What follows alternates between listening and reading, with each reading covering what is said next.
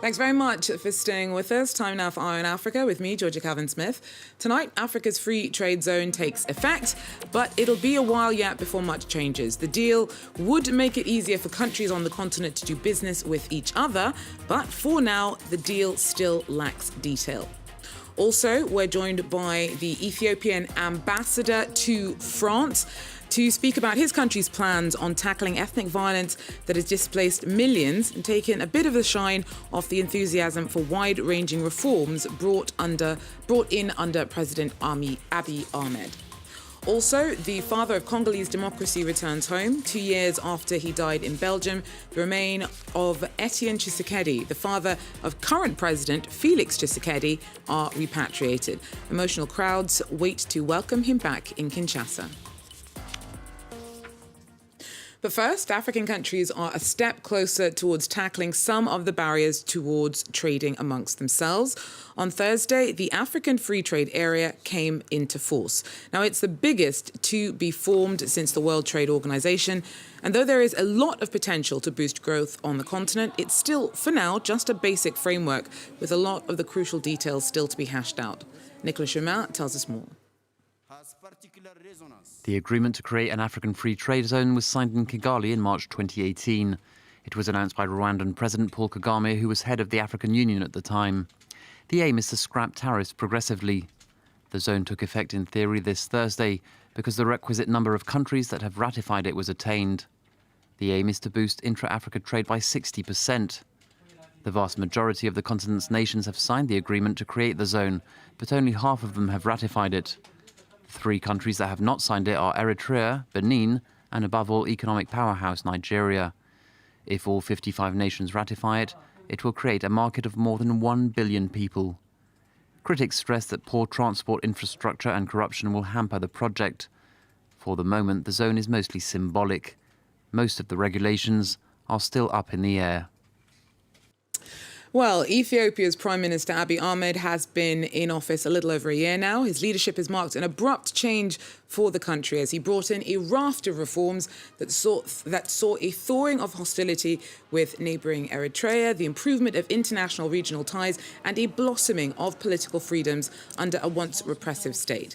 The country is also ramping up its business profile and ratified the African Continental Free Trade Agreement earlier this year. Henok Tefera is Ethiopia's ambassador in Paris, and he joins me now. Thanks very much for coming to speak to us, Henok. Thank you for having me. First of all, let's have a look at the free trade agreement. As we mentioned there's a lot still to be done, but Ethiopia was right in there. What is it that you're hoping to get out of it, bearing in mind there's still so few details about its actual functional form? I think this is a milestone in the history of Africa, just like in 1963 when African states came together to sign the OAU Charter, the Organization of African Unity. This is another milestone on that scale because it basically creates a market of 1.2 billion Africans. As you know, Africa is now emerging as a continent, and in order to create a value addition economy, it's very important for us to trade among ourselves. African countries trade very little among themselves. It's about 15%. So in order for us to grow, size matters, scale matters, and this is a very big step forward for us to become competitive in an increasingly competitive global world. But for Ethiopia itself specifically, you're very much focused on manufacturing. How will that help you in your ambitions in that particular front? Ethiopia's development policy, one of its pillars is, of course, exports and exports of manufactured goods. And in that respect, of course, Ethiopia itself is a big market, 110 million people, but having access to, for those who come to invest in our country, in our various industrial parks, will have access now to 1.2 billion people. So it's a major step forward in that regard. So moving on, we've mentioned there some of the excitement and the support for some of the reforms that were brought in under Abiy Ahmed when he came in last year. But that has come at a cost. Ethnic conflict has spiked, and the UN reckons that about 2.4 million people have been displaced in Ethiopia in the last year alone, the most in the world over the last year. Bearing in mind that ethnic identity has long been a source of tension in Ethiopia? Is the violence that has come with this blossoming of freedom, should that have been anticipated by Abiy Ahmed's government? First of all, you have to place things in their context. Ethiopia had went through a lot of divisions, ethnic divisions, over the last decades. So it is primarily the result of the divisions, ethnic divisions, under a rule which was authoritarian that led to the state of the situation you described. But I would say over the last year, a lot of effort has been made in order to create a sense of unity, to create the values that help us to live together in peace, in rule of law, and in democracy. So in that respect, a lot of effort has been made, especially over the last couple of months, in order to bring people who are displaced back to their home communities. And I think today our Ministry of Peace announced that 1.2 million displaced people have returned to their homes, and now efforts to rehabilitate them in their respective communities is being done. This is a national effort involving both the federal and the regional and the local level, involving also elders and community leaders. So it has been a broad-based effort by the government to create the necessary healing to bring these our people back into their respective communities. So I would say it is a result of hard authoritarian rule in the country, which, of course, ended under Prime Minister Abiy over the last year. That has brought about hope and a sense of feeling that the future is bright among our young people, and along with it also problems in any transition. But those problems we're talking about long-standing tensions between different ethnic groups, which you've said was exacerbated under the previous incarnation of the government in Ethiopia. Yes. If it has such a long history, how can in 1 year we see it spike and also start seeing people being moved back? How are you solving the roots, structural roots of those problems? I would say that the displacements existed before. If you go and look back at the recent history of the country, it didn't start a year ago, it started before.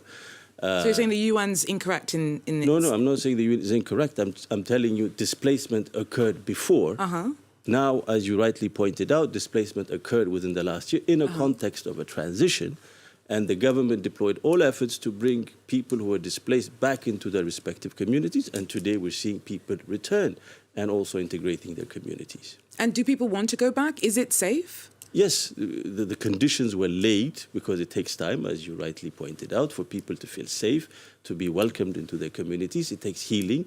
It's basically a culture of democracy that we're trying to instill, and that's why it involved not only the officials, but also elders in bringing back the communities that were displaced back to their respective homes. So can you be a bit more specific about what, because it must be really difficult to be able to deal with the long entrenched tensions that have led to the kind of violence we've seen over the last year. So what kind of policies have been brought in by the government to try and deal with people in a local way to try and address these There are two problems? Aspects. One, as I said, is the culture of peace, the culture of harmony, of one living together, understanding that we are first and foremost Ethiopians and that we have to accept each other as Ethiopians.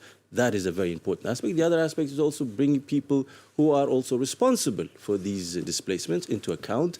And I believe some 270 people were brought to the respective courts, to the legal system.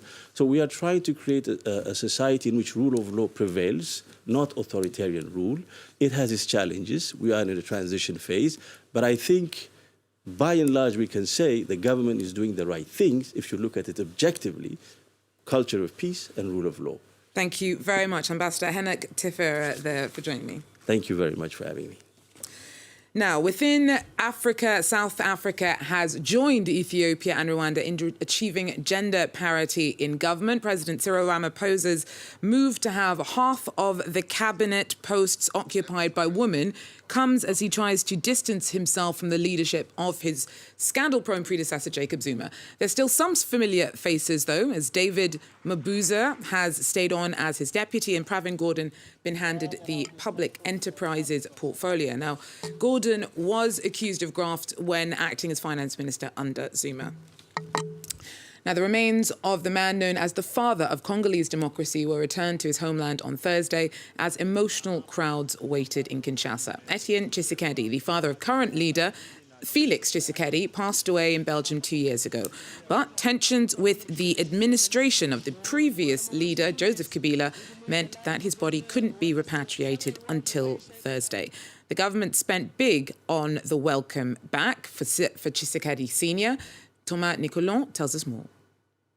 The father of Congolese democracy, as people used to call him, is home. Etienne Tshisekedi's body was repatriated to Kinshasa on Thursday night, more than 2 years after he died in Brussels. Thousands of people are in the street waiting to see the convoy, and the coffin will be brought to the Cinquantenaire Hospital in Kinshasa, to the morgue, before being exposed in Kinshasa's biggest stadium on Friday, where people from all around Kinshasa will be able to come and pay tribute. And then on Saturday, Etienne Tshisekedi will be buried. It'll be a more intimate ceremony with his family and friends, his political family as well. Journalists will be there, as well as 6 different African heads of state.